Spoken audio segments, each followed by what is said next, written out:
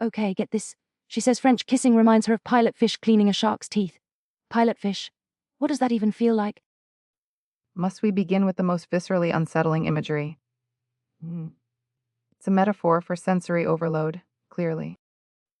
It's a metaphor for needing mouthwash. Welcome back to Heartbook Radio, the only book show that matters.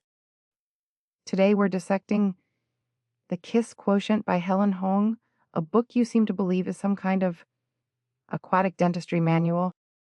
No, it's a how-to guide for rich, brainy ladies who are bad at smooching. This Stella chick, right? Genius, makes bank, but she's got Asperger, so dating is like error 404, so she hires a dude, a professional, to teach her the horizontal tango. While your summation lacks nuance, the premise is unconventional.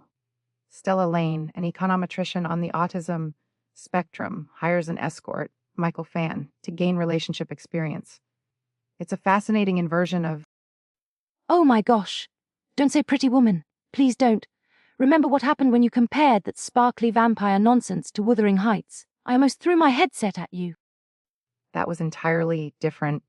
Twilight presented problematic relationship dynamics disguised as romance, whereas this presents problematic relationship dynamics as romance, but with representation.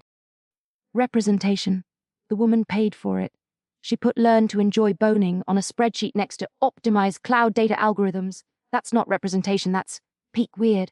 My cousin Brenda went on a dating app once and matched with a guy who collected toenail clippings. That was less weird than hiring a hooker for homework.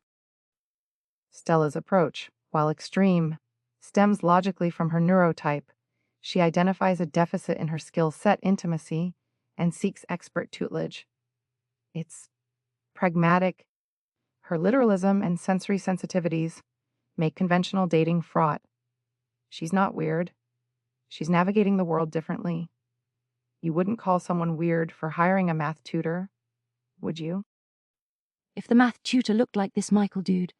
Apparently Daniel Henney's twin, and the tutoring involved advanced positioning techniques. Yeah, Brenda would call that weird, and probably try to hire him too. And okay, fine. Stella's maybe not weird. Reviewers loved her, called her endearing and precious. But Michael, the escort. Ah, Michael. The crux of the romantic conflict, a man ostensibly forced into sex work by familial obligation and crippling debt, a walking trope, really the noble prostitute. Noble. One reviewer called him a used car with too much mileage, a soup kitchen. Can you imagine? Yeah, he's great in bed, but he's basically a charitable donation someone else already claimed. Plus, he gets all caveman possessive before they're even official, threatening her creepy boss Philip, red flag. His possessiveness is problematic, certainly a manifestation of his deep-seated insecurities, perhaps. His not good enough complex projected onto Stella. But the soup kitchen comment is wildly inappropriate objectification. Says the guy defending a dude who literally objectifies himself for cash. And don't forget that one scene. The one where she kind of says no, but he keeps going because his magic junk knows she wants it. Hello, lawsuit. That scene is deeply troubling. It skirts dangerously close to violating consent, relying on the highly questionable trope of knowing a partner's desires better than they do themselves. It's a significant narrative misstep, frankly indefensible, even within the often flexible morality of the romance genre. See, even you agree. But okay, can we agree that Philip, the creepy colleague who forces a kiss on Stella, is the absolute worst, total slime ball? On that, we find rare consensus, a necessary if unsubtle antagonist. So, the million-dollar question.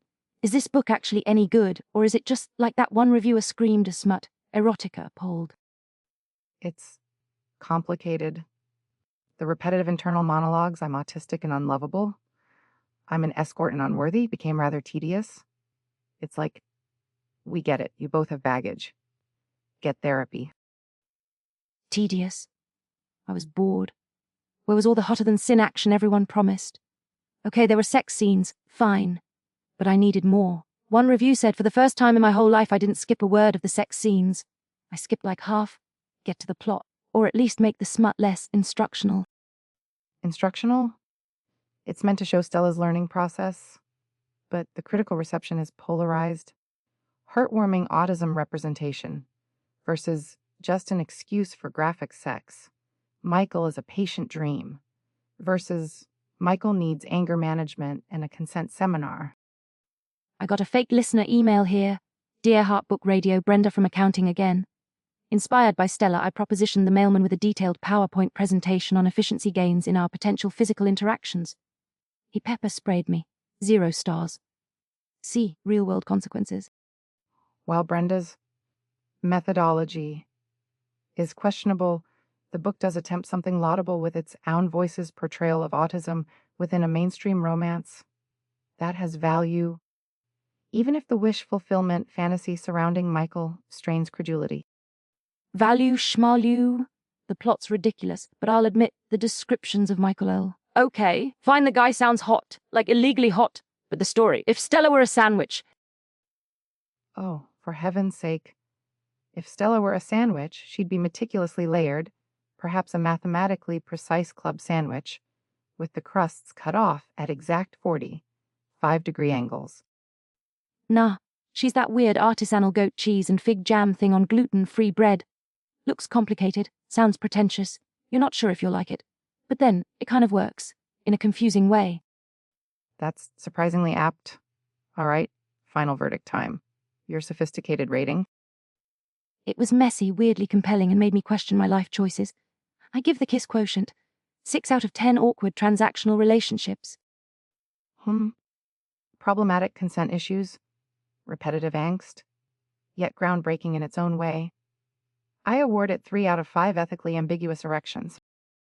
Anyway, tune in next week when we argue about Chadwick the sentient toaster oven finds love.